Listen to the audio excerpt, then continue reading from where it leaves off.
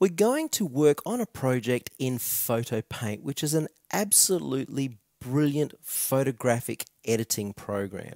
You can even create brochures from scratch within Photo Paint. Let's click the Quick Start tab, choose Open, and I'm going to navigate to my Pictures folder and open this image here. Double click on the title bar and then F4 on the keyboard for a maximum zoom.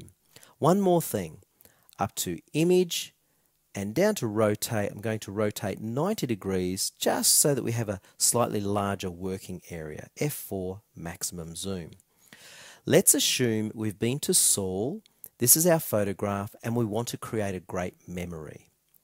Well, first of all, I want to remove this blurred area in the corner of the image. So I'm going to come over here and select the Clone tool from the Touch-Up tools.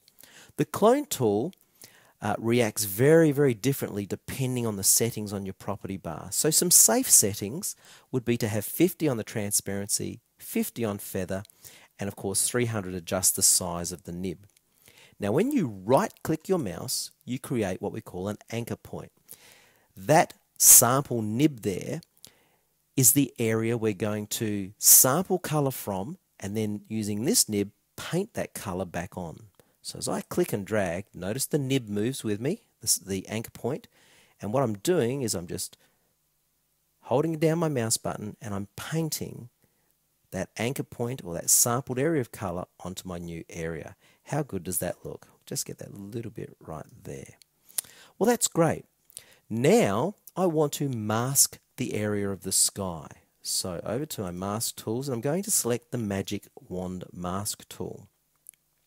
Whenever using mask tools, particularly the Magic Wand, it's usually good to be in additive mode if you're going to need to click more than once. That means your next mask will add to your previous mask. And I'm going to set a tolerance here of, say, 12. Click over here in the corner. And in fact, because the color of the blue sky is so similar, it actually masked all of that automatically really well for us. Now what I'm going to do is invert this mask. In other words, everything that is not masked now will become masked. So we're going to use the invert button, click, and see how the mask is now around the building. I'm going to actually cut the building away from the background. So I'm going to come up to Object, Create, and Object Cut Selection. What that will do in the Object Manager is create a brand new object there. In fact, in the Object Manager, we can now move this new little slide bar, which increases the size of our thumbnails. Let's go to maximum to help us see here. Also, we have a little button called Extents Mode. If I click that little button, what you'll notice is that I'm now only seeing the object size itself versus with it turned off, I'm seeing the object within the image area size, which is quite handy as well. We want to now do some coloring of our image. So first of all, I'm going to select the background, which is now only the sky, and come up to Adjust and come to the Image Adjustment Lab. Here in the Image Adjustment Lab, we can take this grey looking sky and make it a lot bluer. I'm going to set the temperature way over in the blue section, way up high around the 8,000 mark, and move my tinting toward the bluer tint area, and I'm going to increase saturation or the imposing of those settings into the image. Finally, lower the contrast just a little, and that will really richen up the depth of the blue in the sky. Click OK and wait till you see that difference. Doesn't the sky look great? Similarly, let's adjust the color settings or the look of the actual building. So up to Adjust and Image Adjustment Lab. Okay, first of all, I think the temperature and tint are probably in the correct area, so I'm just going to increase saturation by 20, a similar figure for contrast around 20, and then I'm just going to adjust the mid-tones up into around 14, 15.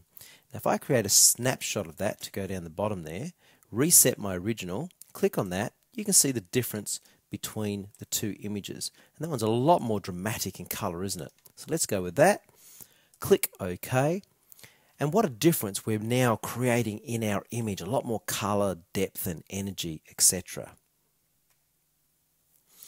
If we had tried to edit this image as one image, we wouldn't have achieved such great color options because separating the blue sky from the building allowed us to deal with each one separately. Well, now we're going to add some text. So I'm going to click my text tool and I'm going to up the size to around about 300 points, and I'm going to click and type the word Saul. S-E-O-U-L. Now, with that highlighted, I'm going to make sure it's white in color, so I'll click white.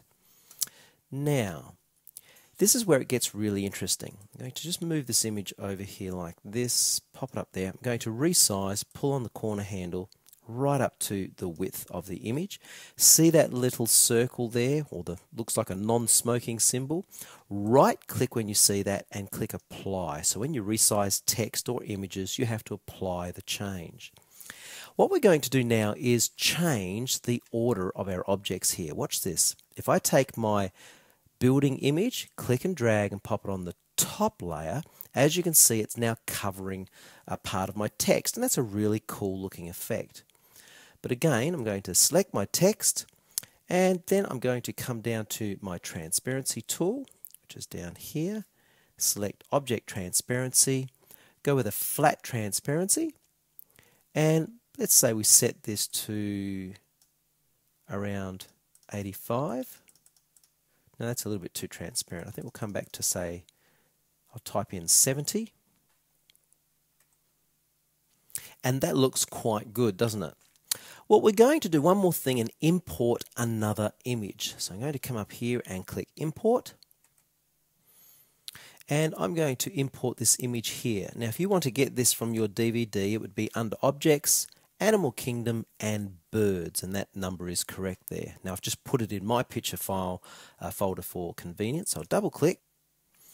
Now, this image has a transparent background, which is depicted by all of those squares there. So I'm just going to click on there and grab my image and pull it over here, and I'm just going to stretch it up in size a little, as you can see. Now, Photo Paint has some very interesting handles, a little different to CorelDRAW. Your standard sizing handles that you can see there, but if you click again, yes, rotation, and I think I will rotate that around just a little like that. Now remember, we've got our picture sideways at the moment. If you click again, you can actually create some very, very interesting effects. We have the ability to create perspective or distortion. Click again, and this is actually the perspective handle. The previous one was distortion. And we can do all sorts of things. Click again to go back to those normal handles. So always have a bit of a play because there are a few things you can do. Now again, I'll pop that over there and click again for my sizing handles. Pull it up to size, pop on there like that. Now right click and apply my changes. And finally, I just want to show you two more things. If I select that image and I select the actual Saul, for example, or object background, finger on shift, right click, I can actually group these two together. And a nice new little feature is that little arrow there. If you click, notice how you can see what's inside of a group of objects. Isn't that cool? Just wanted to show you that one. Now, finally, image, and we will come back to rotate, back the right way. And there's our final image. Hope you've enjoyed this. Why don't you have a go yourself?